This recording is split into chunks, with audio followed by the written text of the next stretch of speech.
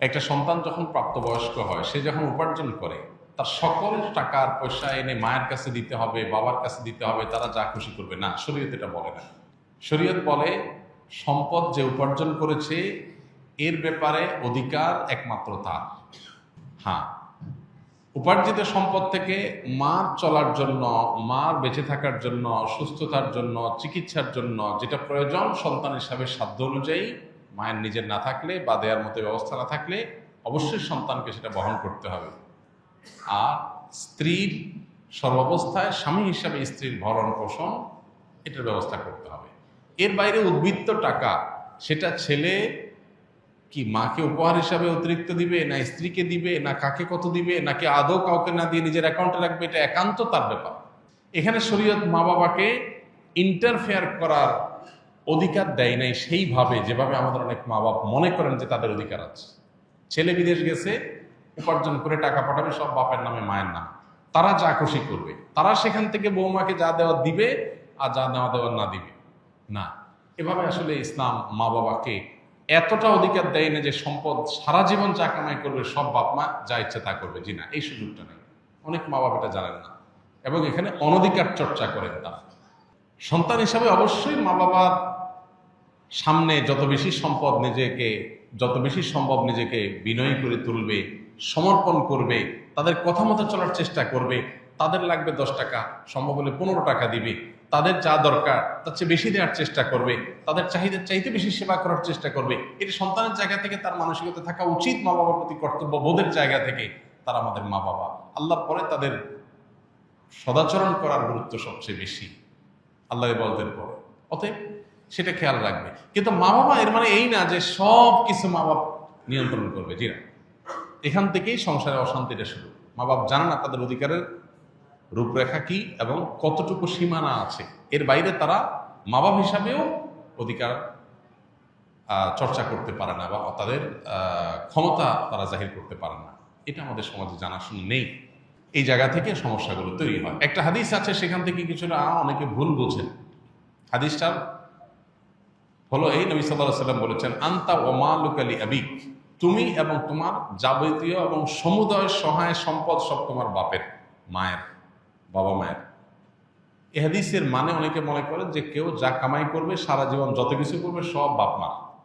জি না, এই হাদিসের ব্যাখ্যা হলো তুমি তোমার উপার্জিত সম্পদ এখানে তোমার বাপ মা, অর্থাৎ তাদের খরচ খরচার জন্য যতটুকু দরকার ততটুকু তোমার এখান থেকে নেওয়ার অধিকার তাদের আছে। এখানে সমুদয় সম্পদ বোঝানো হয় নাই। যদি সমুদয় সম্পদ বোঝানো হতো তাহলে জাকাত তো বাপমার উপরে বর্তাইতো, ছেলের উপরে বর্তাইতো না।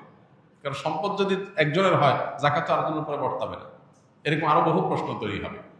এই জন্য হাদিসটার ব্যাখ্যা আমরা অনেকে ভুল বুঝি এবং এর ফলশ্রুতিতে অনেক মা বাপ একটু বাড়াবাড়ি করেন, সীমালঙ্ঘন করেন এবং সেক্ষেত্রে স্ত্রীর সাথে ছেলের দূরত্ব তৈরি হয়। এগুলো আমাদের ব্যালেন্স করতে হবে। এবং একইভাবে আপনার সম্পদের ব্যাপারে স্ত্রীরও এই মানসিকতা থাকতে হবে যে স্বামী তার উপার্জন করার পর আমার ভরণ পোষণ ঠিকঠাক মতো দিচ্ছেন কিনা। যদি দেন, এরপর বাকি সম্পদ তিনি কি করবেন, তিনি কি তার মাকে দিয়ে দিচ্ছে অতিরিক্তটা, না ভাইকে দিয়ে দিচ্ছে, বোনকে দিয়ে দিচ্ছে, এটা একান্ত তার ব্যাপার। আমার এটা নিয়ে মাথা ঘামানোর দরকার নাই, হেডেক নেওয়ার দরকার নেই। বেশিরভাগ মহিলাই অহেতুক পেরেশানি করে নিজেও কষ্ট পায়, সংসারটাকে অশান্তি করে। আমার পরিচিত এরকম আত্মীয় স্বজনের ভিতরে এরকম মেয়েদের কথা জানি যে স্বামী লক্ষ লক্ষ টাকা ধরা খাচ্ছে, কোথাও কাউকে দিয়ে দিচ্ছে, কোনো ভাবনা নেই। আমার তো এটা দেখার দরকার নেই। আমার দেখা দরকার হলো যে আমার ছেলে মেয়ে এবং আমার ভরণ পোষণের ব্যবস্থা সে করছে কিনা।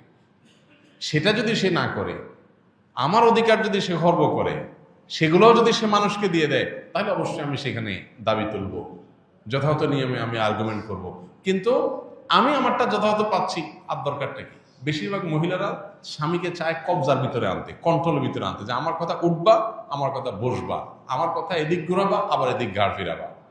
এই যে স্বামীকে গোলাম বানাতে চায়, এটা আরেক সমস্যা। তাহলে একদিক থেকে মা বাপের সমস্যা, আরেক দিক থেকে বইয়ের সমস্যা। এই সমস্যাটা কেন হয়? কারণ তার কতটুকু অধিকার আছে এটা সে জানে না। তার যতটুকু অধিকার আছে তিনি তার চাইতে আরো বেশি খাটাইতে চেষ্টা করেন। এটাই হলো একটা ভুলের জায়গা।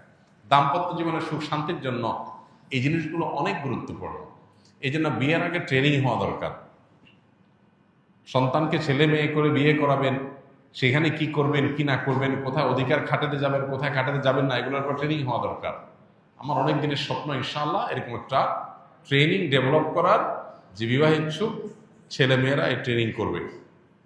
ডে লং ট্রেনিং হবে, পাওয়ার পয়েন্ট প্রেজেন্টেশন হবে, যে তারা দাম্পত্য জীবনকে সুখী করবার জন্য তাদের কোন কোন পলিসি পদ্ধতি অবলম্বন করতে হবে, চ্যালেঞ্জগুলো কিভাবে ওভারকাম করবে, এই সব বিষয়গুলো থাকবে ইনশাআল্লাহ। খুব শীঘ্রই আমরা এটা হয়তো ঘোষণায় যাব এবং এই ট্রেনিংটা শুরু করব। তো আমাদের বাসা বাড়িতে যে অশান্তিগুলো আছে, যে কলহগুলো আছে, আল্লাহ তাআলা সেগুলোকে দূর করার তৌফিক দান করুন।